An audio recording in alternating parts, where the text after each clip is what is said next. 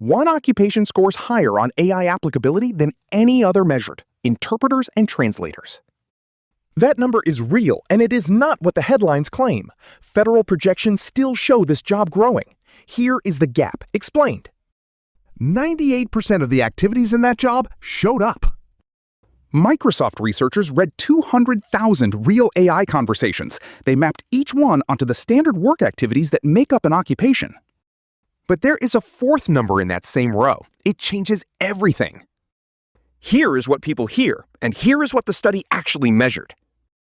Coverage asks a narrow question. Does AI show up at all in this activity? It measures breadth of contact, not depth of capability. Coverage 98%, completion 88%, scope 57%.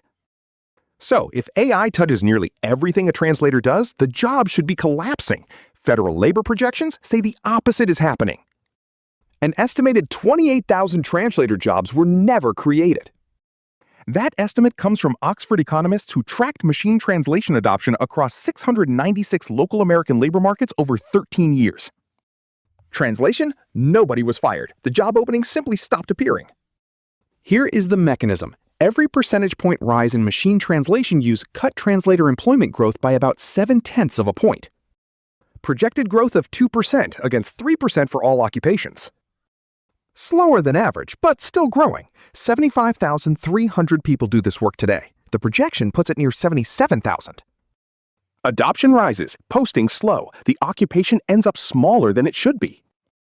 This is why the damage is so hard to see. A layoff makes news. A job posting that was never written makes nothing at all. The people watching for layoffs missed it entirely. It never looked like one. The effect did not stop at translators. It spread to anyone whose job asked for a second language at all.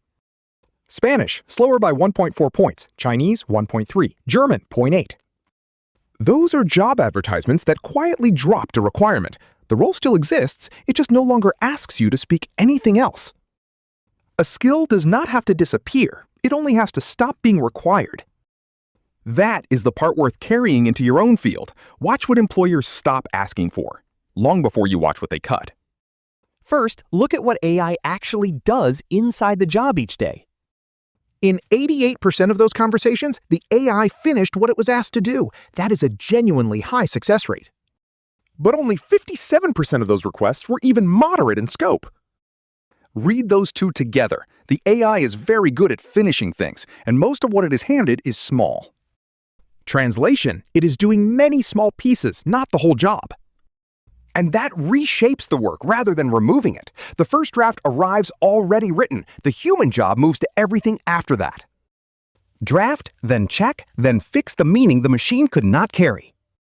There is one more thing hiding inside that gentle growth number, and it matters more than the growth rate itself. About 6,900 openings a year. Net gain across the whole decade, 1,300. Almost every one of those openings is a replacement. Someone retired or moved into a different line of work entirely. An occupation can look stable and still have stopped making room for anyone new. For anyone already established in the work, that reads as calm. For anyone trying to get in, it reads as a closed door. That is the shape AI pressure takes first, not firings, fewer doors. None of this is new. The very first machine translation system ran in 1954, built by IBM together with Georgetown University. The technology is old. What changed was how easily anyone could reach it. The turn came when translation moved onto phones and into browsers. Not better technology alone, technology that everyone suddenly had. Capability had existed for decades. Access is what actually moved the labor market.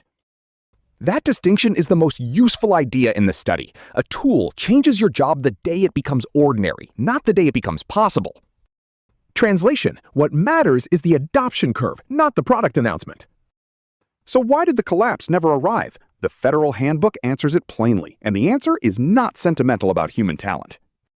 Median pay, $59,440. The bottom tenth, $35,630. The top tenth, $99,830. Nearly a threefold spread inside one job title. Whatever separates the bottom from the top is exactly what machines have not taken. The handbook puts it bluntly.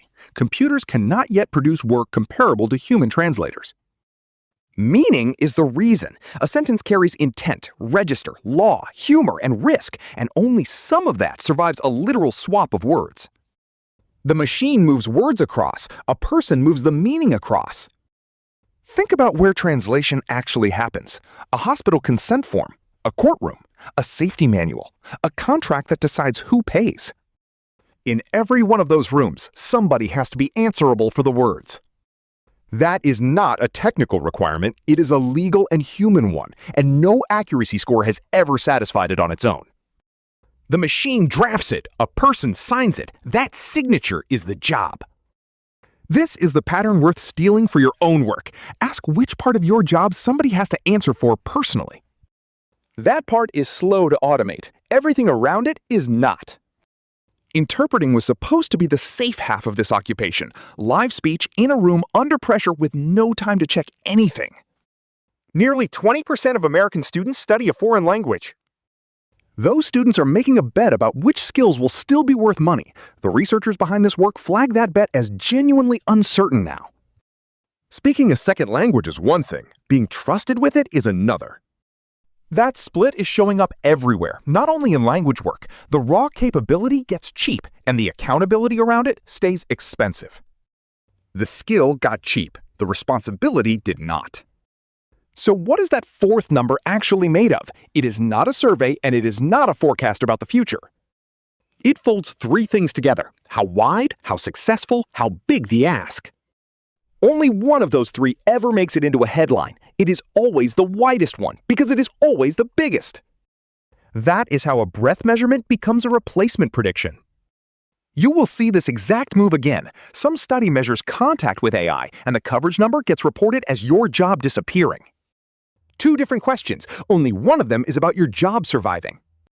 So here is the number that the study itself puts first, and it is the one that almost nobody bothered to repeat.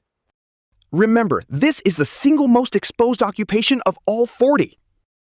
Every other occupation on that list scores lower. Historians, writers, customer service, telemarketers, journalists, editors, all of them sit underneath this figure. The most exposed occupation measured scores 0.492. 1/2. That is the ceiling at the very top of the list for the job AI reaches into more completely than any other. Translation, 98% touched, less than half of it carried. So take this to your own job, because the same three numbers exist for almost every occupation in that dataset. 3 things to check about your own occupation. Start with the first. The gap between coverage and score tells you whether AI is arriving as a tool or as a replacement in your field. A wide gap means reshaping. A narrow gap is the one to worry about. And the second check is the one almost nobody runs, openings per year against net new jobs, because those two numbers disagree constantly. One of those numbers is churn, the other is whether the door is open. The third check is the one you will run without thinking once you have seen it. Read job postings in your field like data. Requirements quietly leave job postings long before roles leave companies. That is the signal translators got years ahead of time, written in plain sight in the ordinary listings nobody thought to count. Next time a headline hands you a percentage, ask which one it is. Translators got the highest exposure figure ever recorded, and the occupation is still here, smaller than it should have been, but here. The jobs were not taken, they were never posted. Watch the gap.